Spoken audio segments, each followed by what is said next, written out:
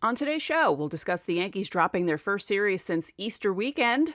We'll talk about the good, we'll talk about the bad, we'll talk about everything from this weekend, including the Josh Donaldson, Tim Anderson kerfuffle and how Yankee fans acted, because of course we have to talk about that. All next on Locked On Yankees.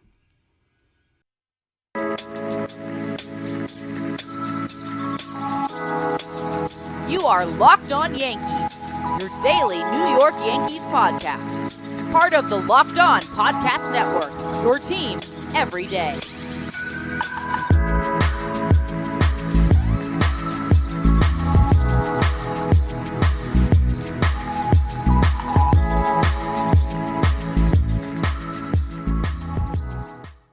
Hello, Yankee fans. Welcome to Locked On Yankees, which is part of the Locked On Podcast Network, your team every day. I'm your host, Stacey. I'd like to thank you for making Locked On Yankees your first listen every day. We're free and available on all platforms, including Apple, Odyssey, Spotify, and Stitcher. You can watch and subscribe to us on YouTube. Also, hit the like button on our videos, and please comment if you feel so inclined. And when you get into your car, you can tell your smart device to play podcast Locked On Yankees. We have a lot to discuss today, but before we do, today's episode is brought to you by BetOnline. BetOnline has you covered this season with more props, odds, and lines than ever before. BetOnline, where the game starts.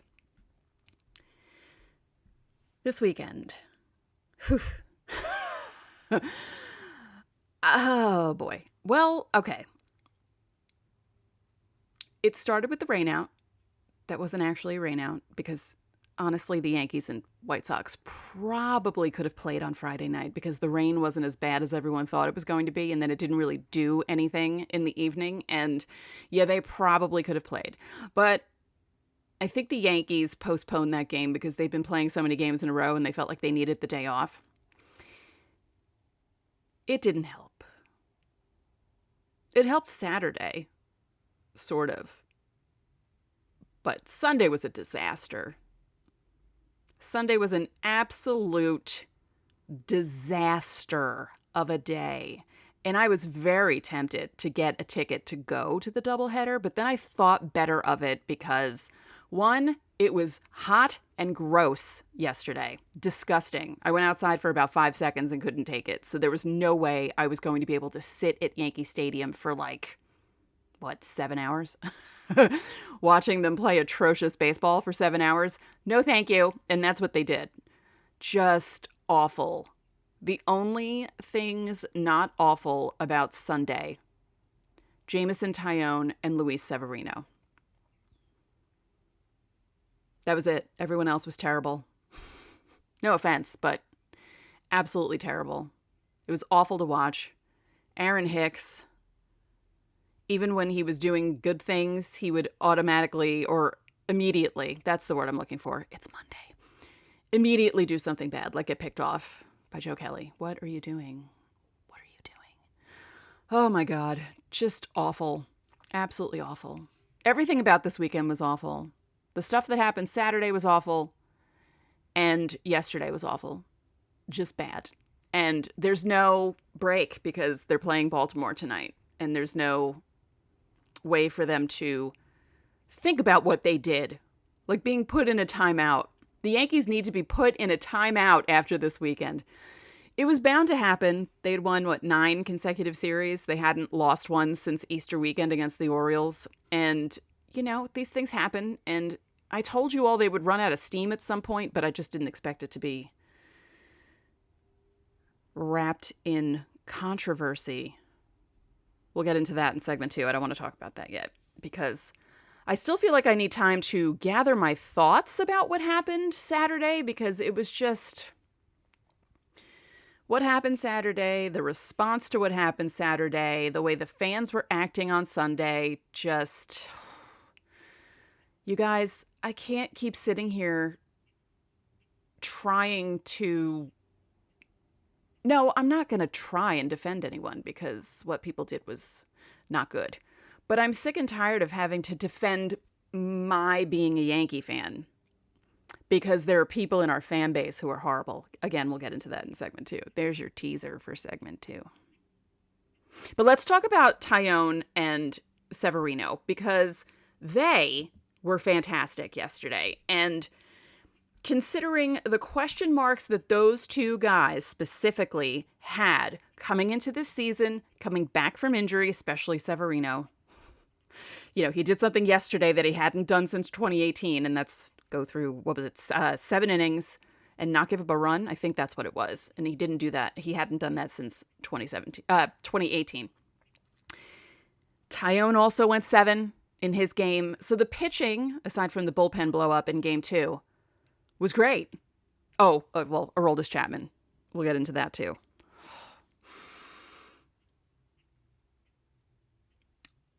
What was Boone thinking? I know what Boone was thinking. This is my closer. I'm going to put him in a tie game. Why? Has he not seen how Aroldis Chapman has looked the past few outings? We all have. I went through it on this show. How his velocity is going down. Guess what? It was down again. It was down again. Just a smidge, but it was down again. His average was 96 on the four-seamer. They came up with this Achilles thing. Oh, he's been bothered by an Achilles injury the last few outings. Hello? Why would you keep putting him out there? If he's bothered by an Achilles injury and he's a pitcher and his legs and feet are kind of important, it's not just him throwing with his arm. He's moving his feet while he's throwing. Hello? Why would you put him in a high leverage situation like that if you know that he's struggling with an Achilles injury? I don't understand. Someone explain this to me.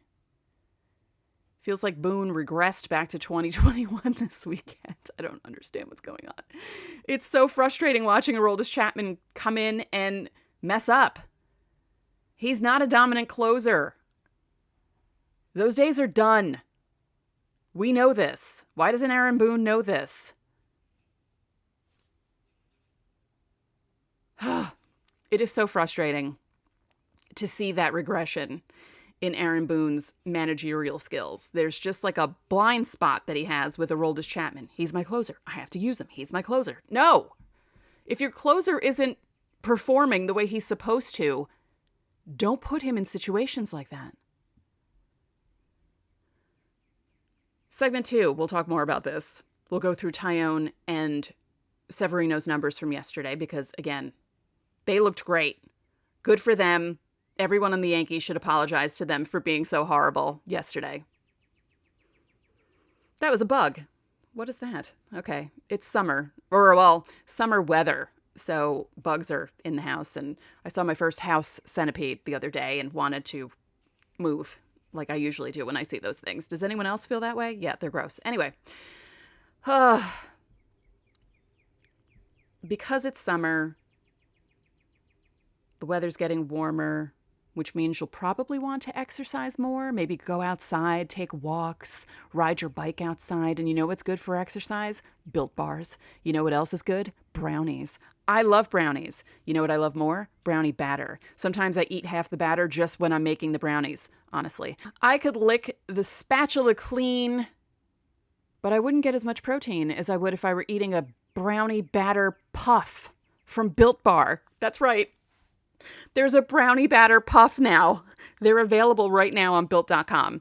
And if you haven't tried the puffs, I have no idea what you're waiting for. They're a chocolate-covered marshmallow protein bar. They're covered in 100% chocolate. All Built bars, not just the puffs, are covered in 100% chocolate. That means with Built, you can eat healthy and enjoy doing it. And they're made with collagen protein, which your body absorbs more efficiently and provides tons of health benefits. The brownie batter puffs will have you completely forgetting that you're eating a protein bar. No need to pinch yourself. It's real life. So go to Built.com to get the brownie batter puffs now. Use our promo code LOCKED15. You'll get 15% off your order. Again, use promo code LOCKED15 for 15% off at Built.com.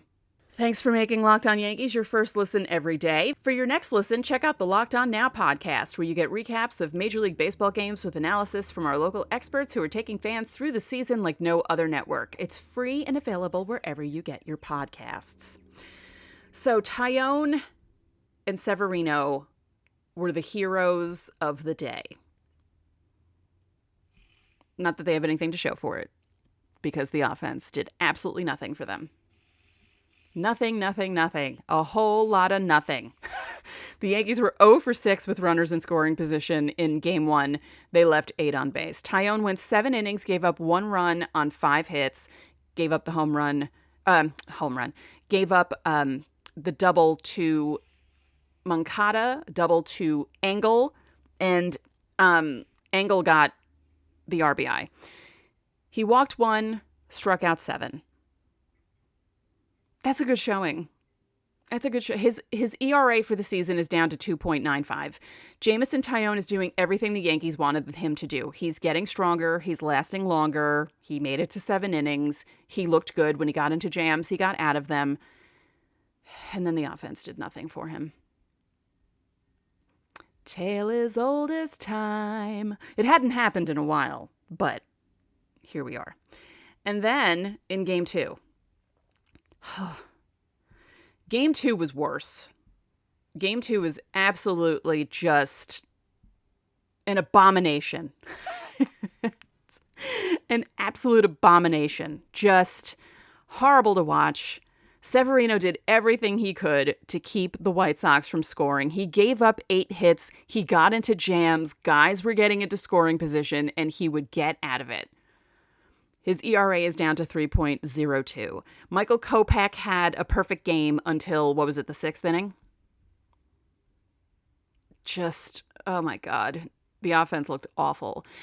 I joked yesterday that maybe the offense was feeling things because the Yankees had their homecoming dinner on Saturday night, why?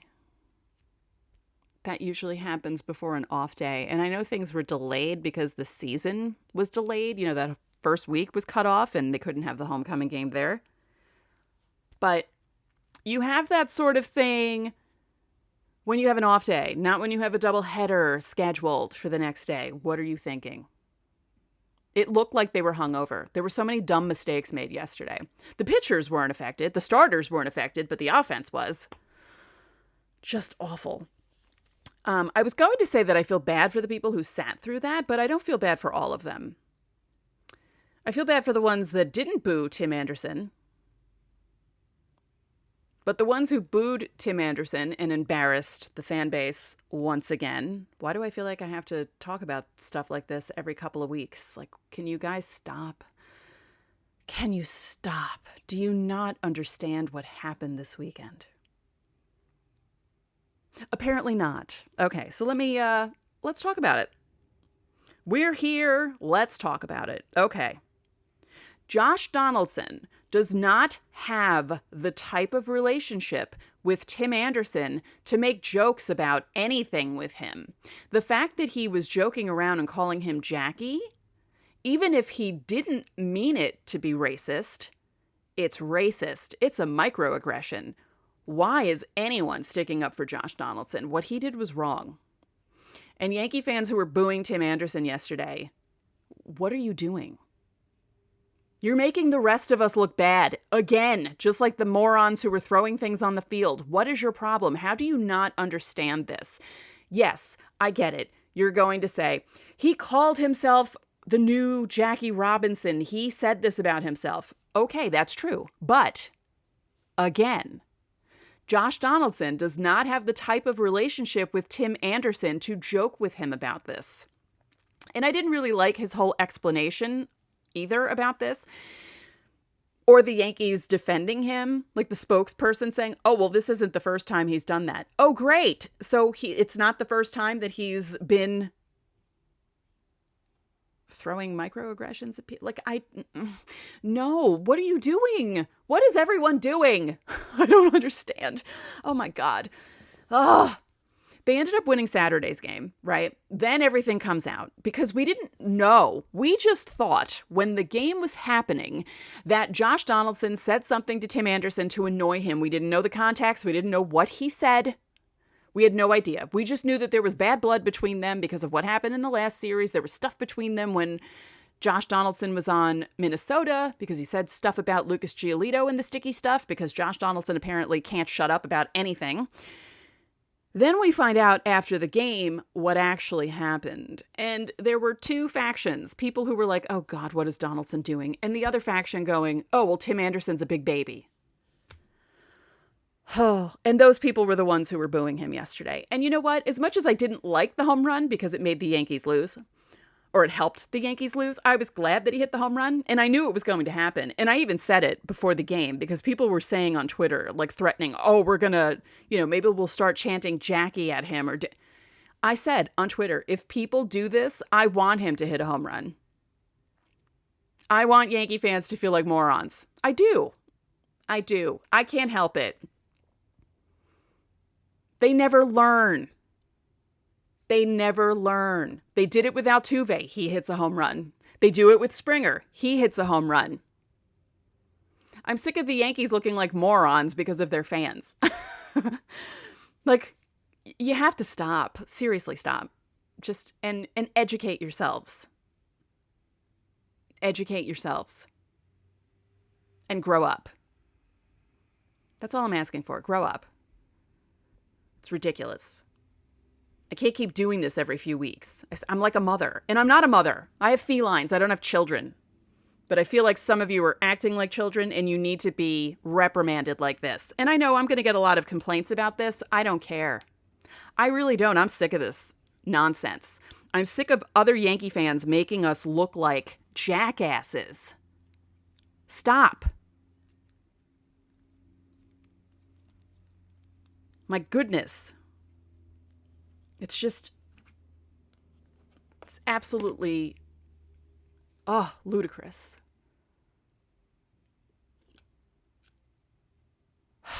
Okay, so Yankees lose 2 out of 3 to the White Sox. First series loss since 2 out of 3 against Baltimore in Camden Yards. I'm not as angry about this series because the White Sox aren't a bad team. They just started off slow. Baltimore's not that great. But, hey, they walked off against the Rays twice this weekend, so the Yankees have something to worry about with Baltimore coming in, and we will talk about that in segment 3. We will preview the pitching matchups if they're ready, because sometimes they're not. And speaking of the Rays, they're coming in after the Orioles. So, the Yankees still have a bunch of games to play before their next actual off day, which is a week from today. So we'll get into that in a moment. Okay, let's look at the pitching matchups for the Yankees against Baltimore. Jordan Lyles against Cole tonight. I almost said Cole Hamels. I do that a lot. I usually edit that out if I make the Cole Hamels, Garrett Cole mistake, which why would I do that? We've never had Cole Hamels, but I don't know. It's just a strange thing that my brain does. So Garrett Cole against Jordan Lyles. Cole, 4-0 on the season, 2.89 ERA, 51 strikeouts. Jordan Lyles, 2-4 on the season, 4.11 ERA, 40 strikeouts. His last game was against the Yankees. Now, he went 7 innings, gave up 2 runs on 5 hits, didn't walk anyone, struck out 8. He looked pretty good. I will admit that, but he did end up losing the game. Cole won that decision. And Cole was pretty much similar to that.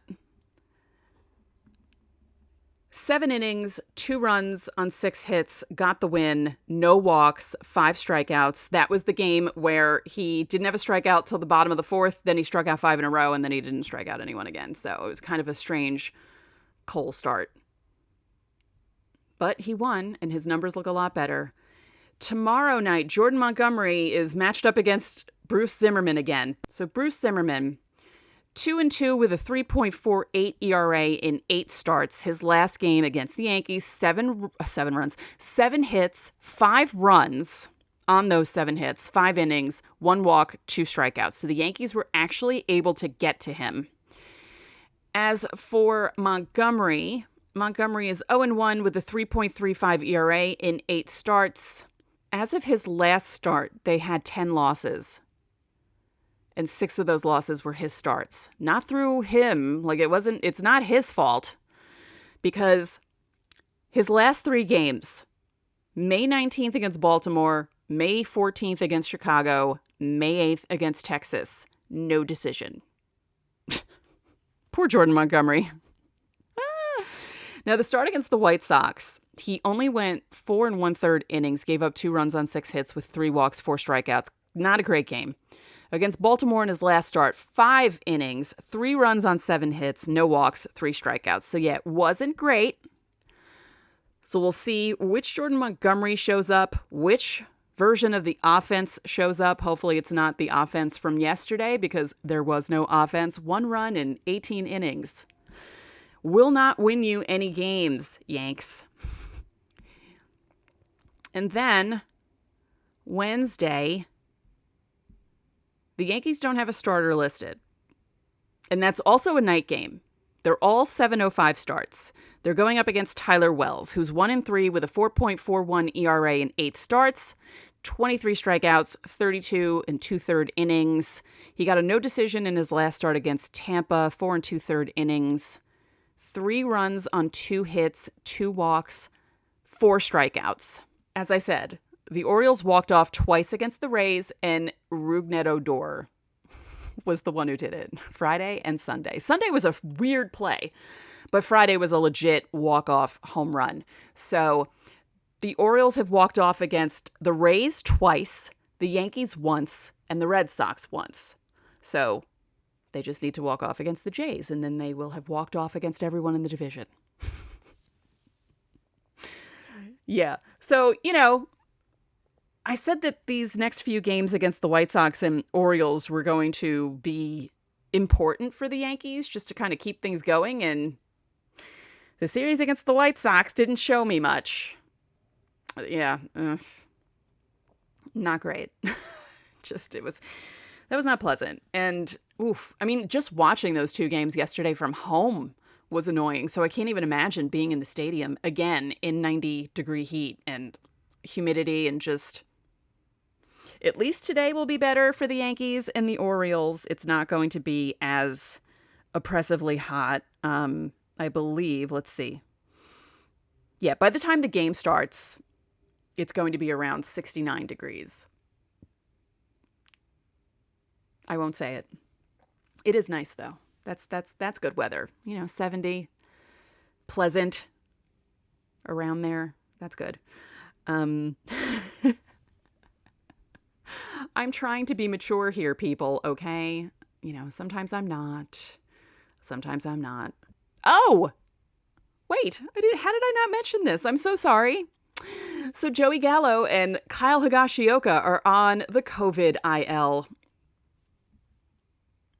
Chad Green will have Tommy John surgery. Luis Gil's going to have Tommy John surgery. The hits just keep on coming.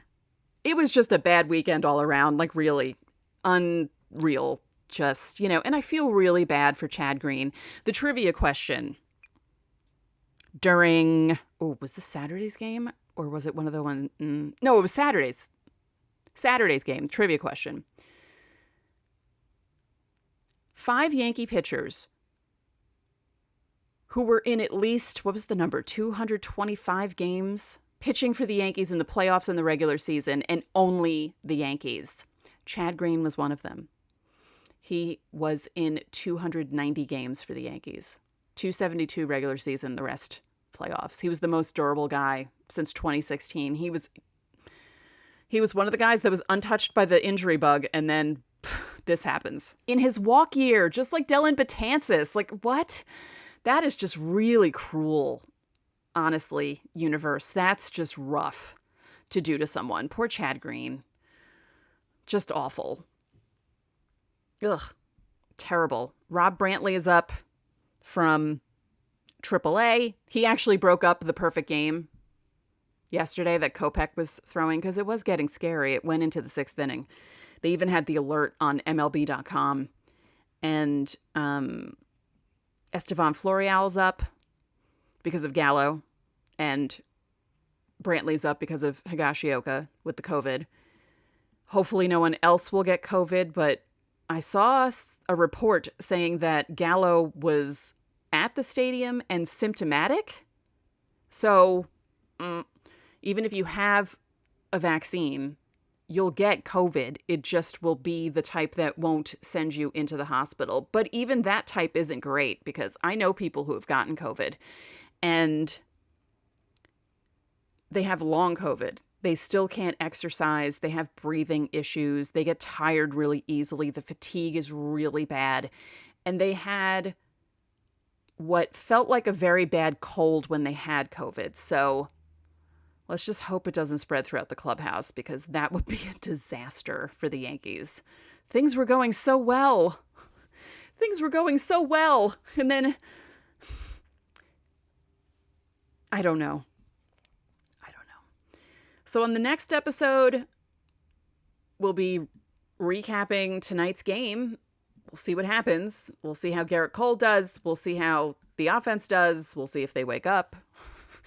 Hopefully they will, because yesterday was not fun to watch. And we'll see how the lineup is constructed. We'll see what Boone does with the bullpen. I'm assuming, because of the Achilles, that you won't see Aroldis Chapman tonight. We'll find out. I said on Saturday that Clay Holmes should be the closer. I stand by that and still think that. So if anyone from the Yankees is listening, could you please have Clay Holmes close the game tonight if the Yankees are ahead in the ninth inning? Thank you. So that's it for this episode of Locked On Yankees, which is part of the Locked On Podcast Network, your team every day.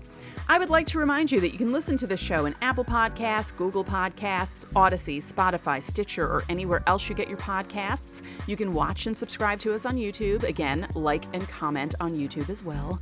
And when you get into your car, tell your smart device to play podcast Locked On MLB. Now make your second listen of the day Locked On MLB. Paul Francis Sullivan, please call him Sully, brings you his unique perspective on the major leagues, both past and present. It's free and available wherever you get your podcasts. One more thing, if you could be so kind, please rate the podcast and spread the word about this podcast to your fellow Yankee fans. We would really appreciate it. So enjoy your Monday, go Yankees, and I'll talk to you tomorrow.